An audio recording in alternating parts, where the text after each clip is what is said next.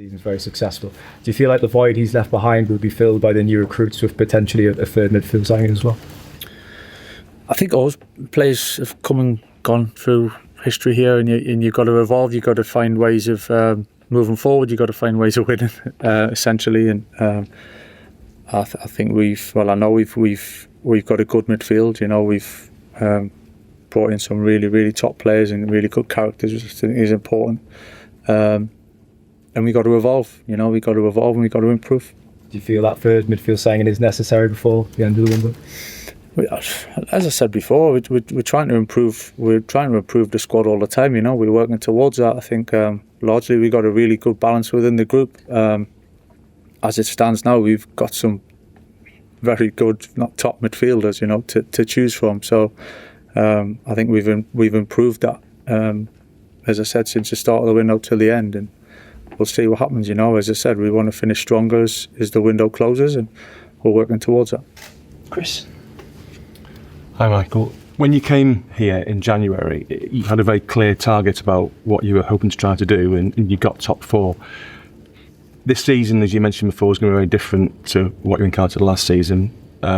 What does progress and success look like to you this season in terms of what you discussed with the board here and the people in charge? We want to evolve as a team. You know, I think we've got a lot of younger players in the group that we want to help them move forward individually. If collectively will move us in a good direction. So I think that the experiences that they've had,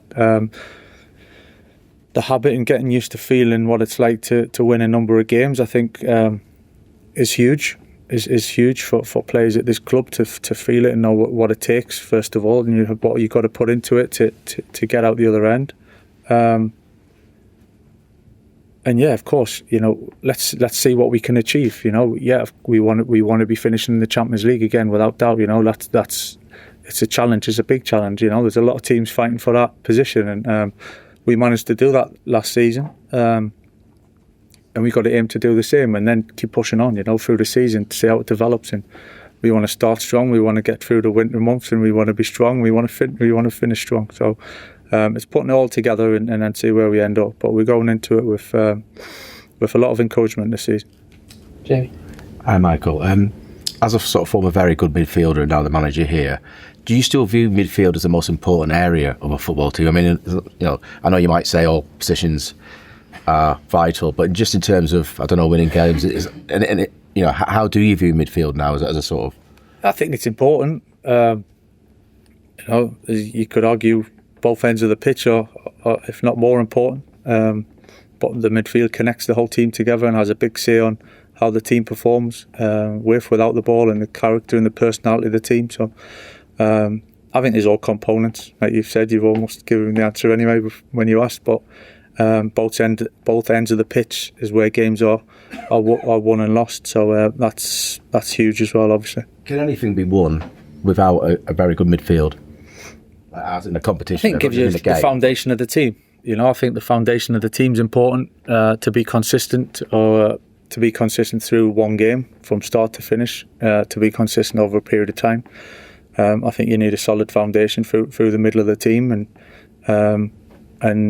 try and putting it together and getting that balance. But certainly, I think if you look at all the top teams over the years, all the great teams over the years, the spine of a team's really strong, you know, and so we're conscious of that, and I think we've got a good spine of the team right now, and we can keep improving as we go in different ways, and coaching and helping the boys and developing them. Then I think we're in a good place.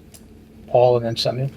Michael, just on Marcus, he was one of the later ones to come back. Is he like near full fitness, and what kind of season can he have if he is on fire and he is kind of fully focused? Yeah, he's come back really well, very well. You know, I think the way it is now, and not having so much time off really, and kind of looking at 3 weeks, maybe just under 3 weeks, give or take. Boys don't lose an awful lot in that time. There's certainly the case of managing it, coming back in though, and being sensible, knowing there's a whole season for all the players to deal with. So.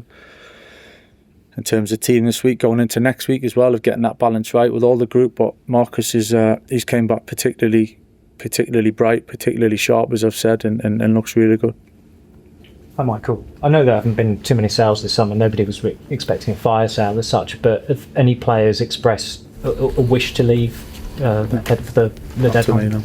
So would you expect all these players to be here for at least until January? Yeah, listen, I don't know what's going to come at us. You know, I don't know what's going to come at us from other. We can control what we can control. I'm really happy with the squad we've got so far, and if not, we want to improve it. And just take me back to your first pre-season as a coach, 2018. It was quite an eventful tour. There was a lot going on. Did you take any lessons learned from that? Because it feels like this pre-season tour, World Cup year as well, it feels like there's been a lot of stability. There's been a lot of good preparation, a lot of calm, even though you've not had a lot of players available. Yeah, I've been really happy with the structure. It would have been nice to have more players back early, but at the same time, it was nice to see some of the boys go far in the World Cup as well.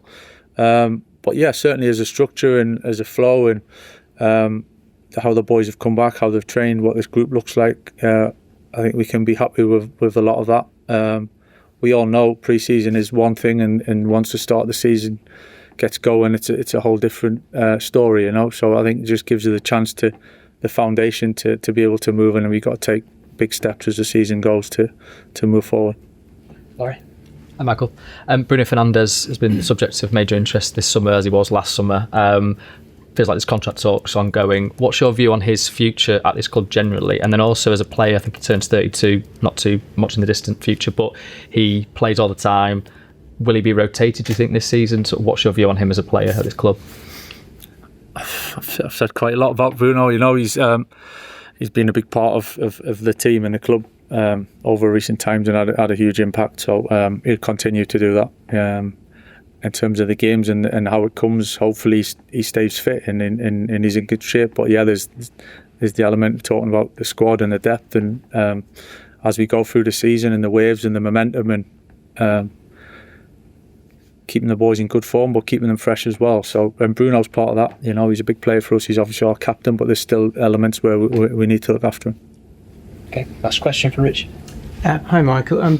You talked a bit about some of the midfielders that you've had. There have been a lot of midfielders who've moved around this summer, some for 100 million, and just wondering partly what you make of the rise in price in general of midfielders, but also when you see the prices you've paid for Tielemans and Santos, do you feel that you've maybe got players a bit cheaper compared to some of the others who've gone?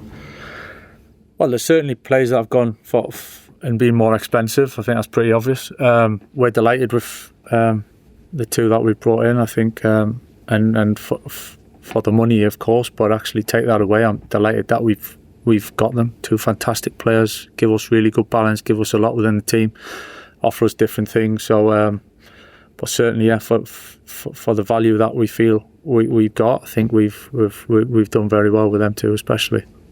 All right, thanks everyone. All right, cheers, thanks. Cheers.